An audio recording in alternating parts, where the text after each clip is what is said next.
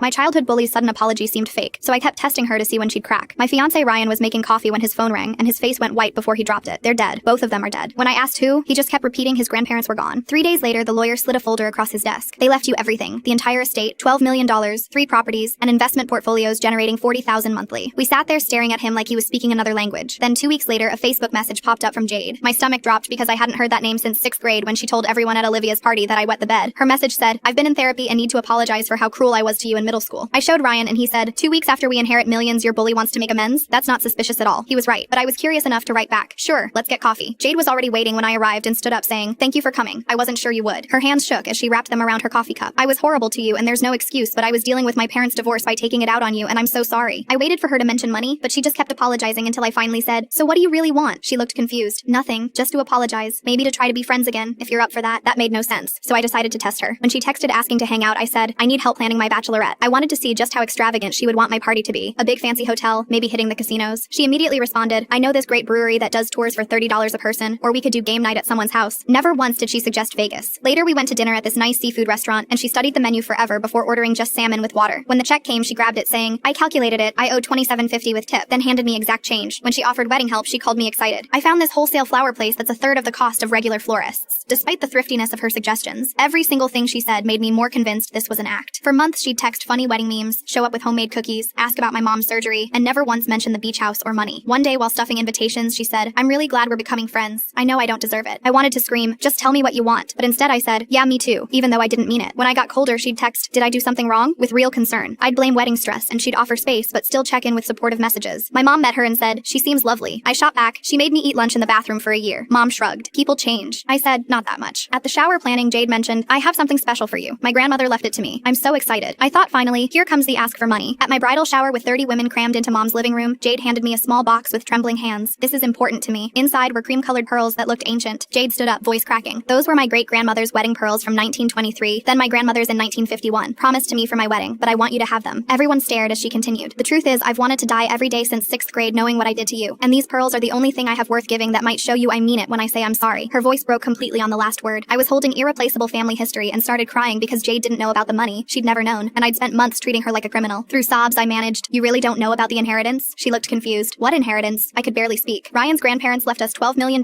2 weeks before you messaged me." Her face went white. "Oh my God, you thought I was after your money." She started laughing, but it was about to turn into crying. She sat next to me. "I saw your engagement announcement, and my therapist had been pushing me to make amends." She wiped her eyes between fits of laughter. "I couldn't even afford a wedding gift, so I gave you my grandmother's pearls. What kind of long con is that?" My mom brought us tissues to keep us from destroying our outfits with the mascara running down our cheeks, and I tried to give Jade the pearls back, but she pushed them away as she laughed so hard she couldn't breathe.